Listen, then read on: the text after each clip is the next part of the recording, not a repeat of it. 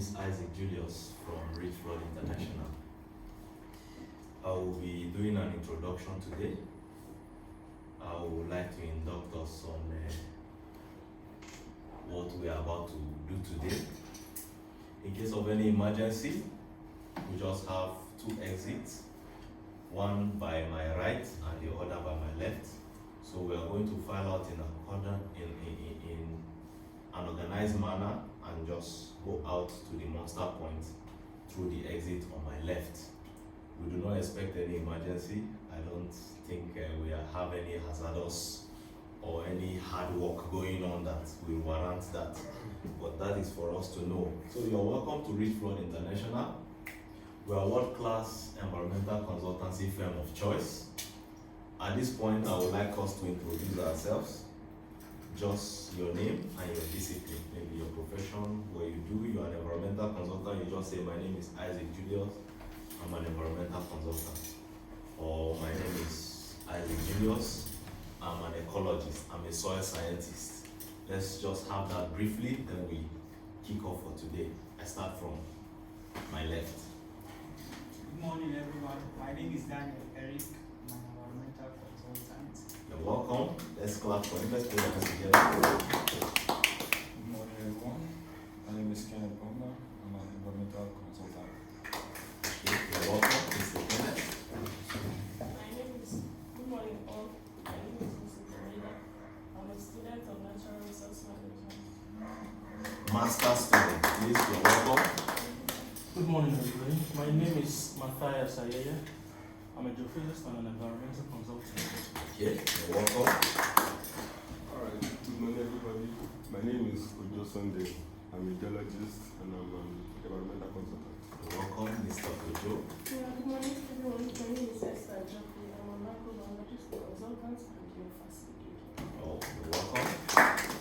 Good morning, everyone. My name is Ukeme Sieyelo.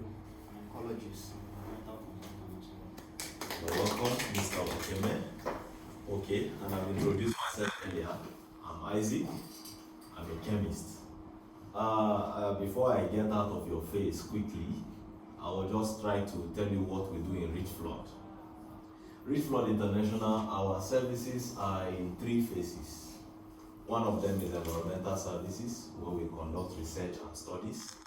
The other one is laboratory consultancy services, where we still do research and we take samples, we analyze for litigation and for monitoring and all of that. And then the other one is the Learning Center, TLC Africa, which is what we are benefiting from today.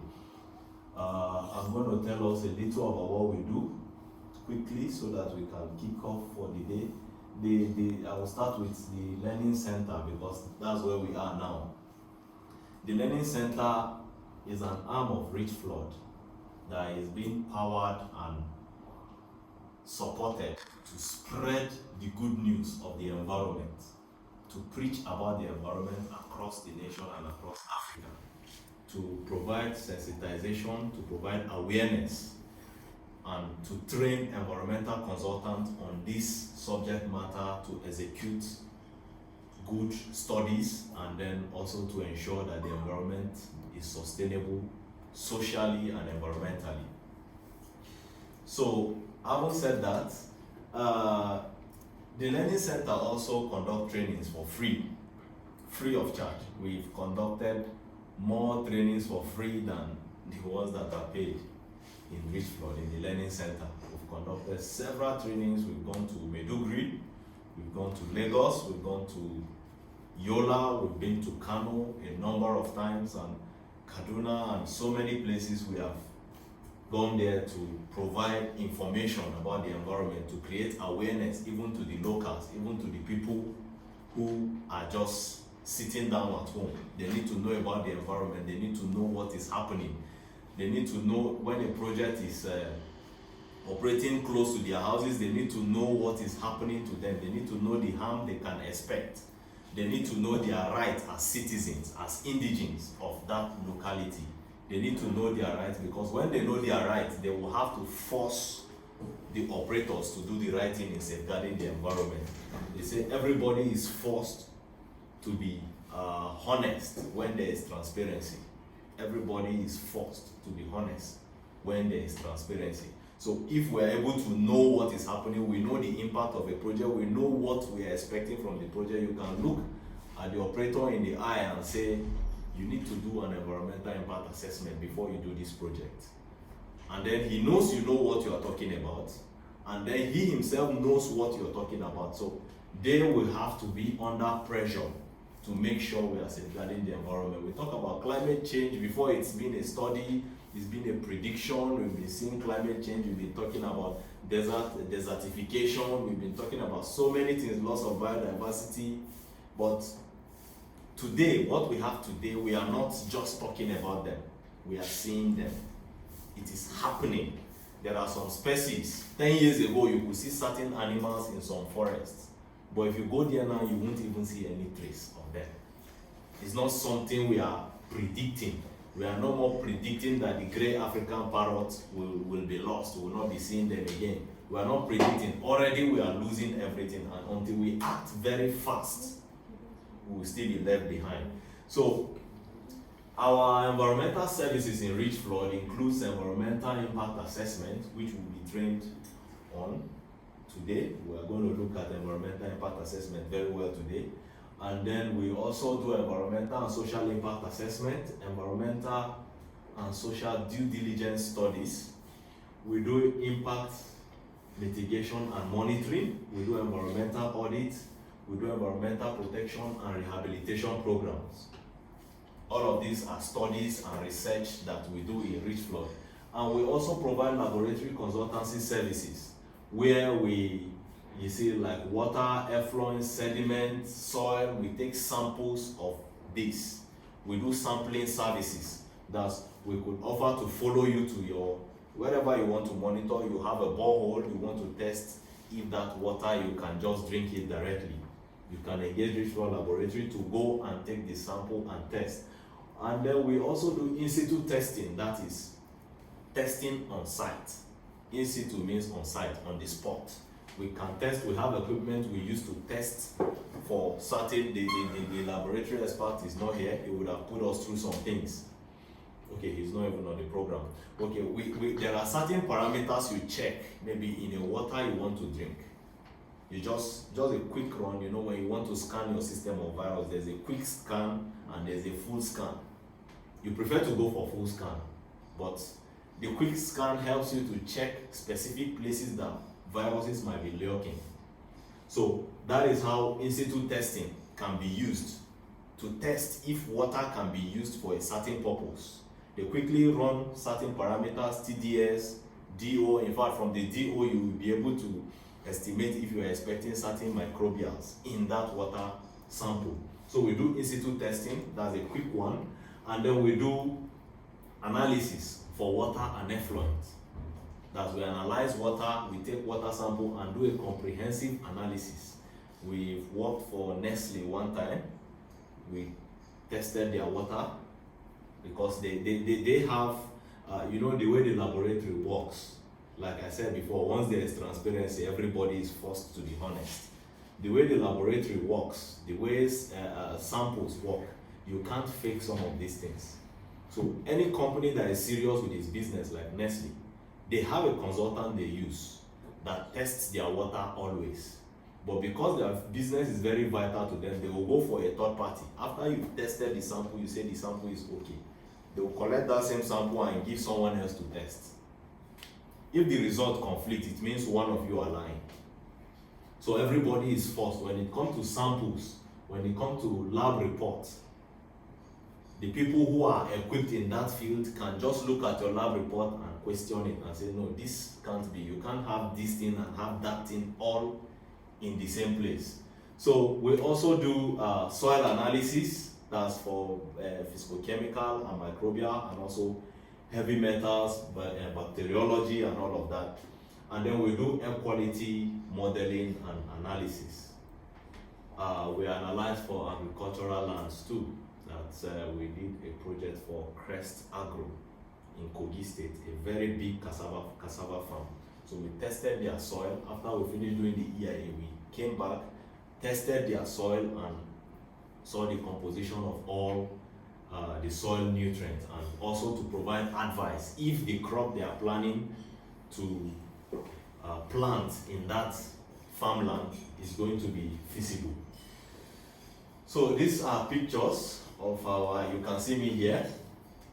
We organize training for laboratories, consultants who are hoping to start up a laboratory that's an environmental laboratory. There are different kinds of labs in the world today.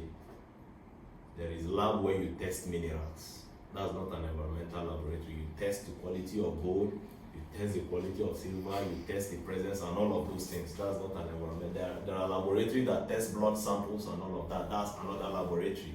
So for consultants or startups that wants to have a laboratory, government agencies that are running their laboratories and are falling short of either manpower or equipment, they speak to us and then we get into business. We provide them equipment, supply equipment, and also train their staffs to man those equipment. That's what we do.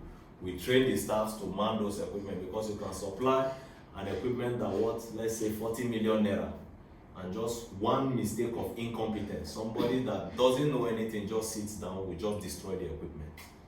So it's gone. So that training aspect is very important. So this is a training that was conducted in the Richflood laboratory, and this is what they call this spectrophotometer. Is using to analyze tests for samples, and he's taking some staff, trainees around to show them one or two things in the laboratory. So we service the infrastructural project, which is a developmental project. So we say infrastructure, we're talking about roads, bridges. Developmental projects are different from investment projects. Investment projects are like the mining sector, the energy sector, the agricultural sector, and then manufacturing, and then so many others. Those are investment. But infrastructure is developmental project. It's not necessarily, it's still an investment, but it's not directly an investment. I don't know if I'm alone. Am I talking alone? If you construct a road, you are not hoping to be getting money out of the road directly, even though it's going to develop the economy. So if it's an infrastructural project. Okay, so we serve the mining sector, that's quarries, miners, like gold mines, several of them in Anka, where's Anka now? Anka local government, Zamfara, yeah. We have in Zamfara, we have in Niger, Niger have a lot of gold there. And then we cassette rates in this Jigawa state, what do they call this state? This state after Abuja, behind Abuja. Nasarawa, yes. They have tin, columbite. You go to Bauchi, you see tin and columbite. You go to Jos, they have a lot of granite and all of that. So we service them. Energy sectors, power plants, basically. We have power plants, basically. And then agricultural sectors and so on and so forth. So environmental impact assessment, implementation approach for developmental projects. That is why we are here today.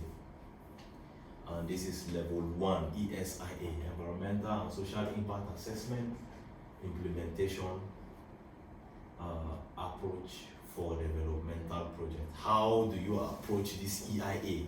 I know we have all heard about EIA. Some of us have even participated among the team of EIA, but we'll be looking at it firsthand by experts who are very skilled and experienced and knowledgeable in this field. They are going to be showing us one or two things, but EIA or ESIA, as the case may be, is not a study, it's not a course you can just sit down from morning till evening and say you have exhausted.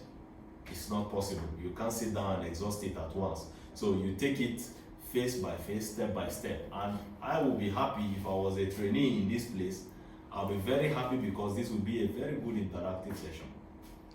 I like to attend a training where there are no too much people, because if you have 500 people, like we had a training in Maiduguri, Yola, this is Yola now, more than 500 people.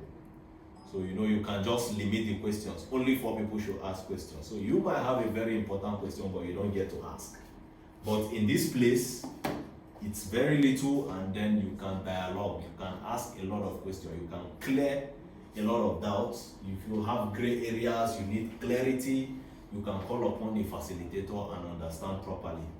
So let me just get ahead of myself a little.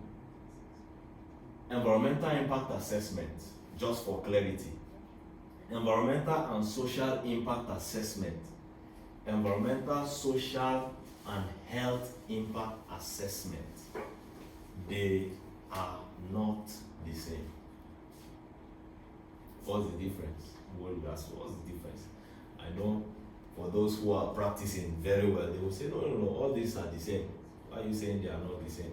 They are all the same now. I agree with you, but let's look at it this way.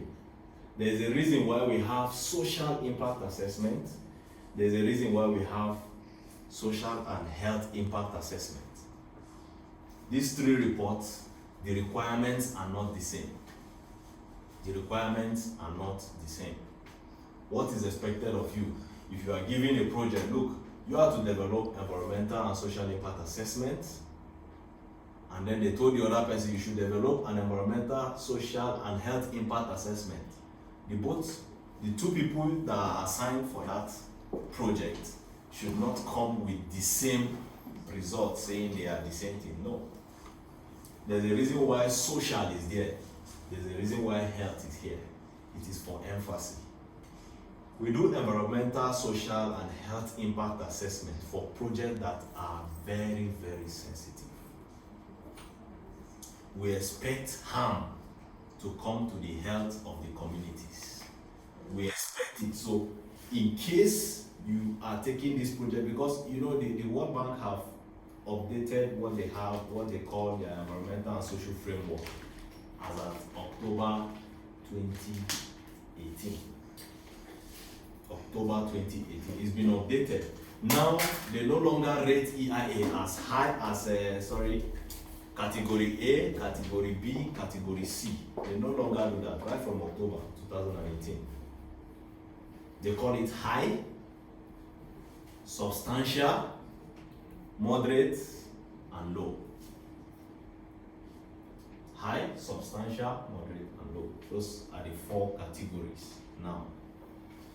And they have now narrowed down every study, not to just be based on whatever you come up with. It's based on the context of the environment. Based on the context of the environment.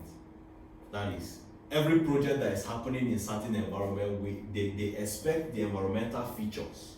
For instance, if you are installing a power plant in Abuja City now, maybe you just found a place around AYA and you are installing a power plant, you may not have cases of compensating farmers. For instance, I don't know if there's a farmland around AYA here. You may not have problem of compensating farmers, saying farmers association, widows, and some of those groups that would have been impacted by that power plant, vulnerable groups, because of the location where you are putting the power plant. If the location is in the village, the remote village, we expect you to capture all these things. We expect all these things to be captured because of the location of the power plant.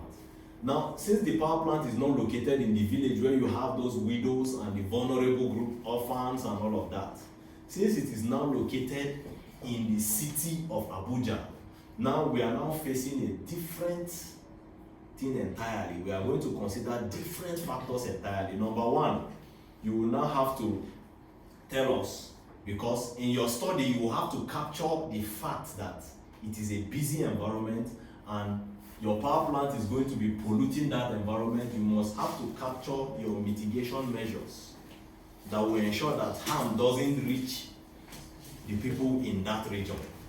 I don't know if we understand.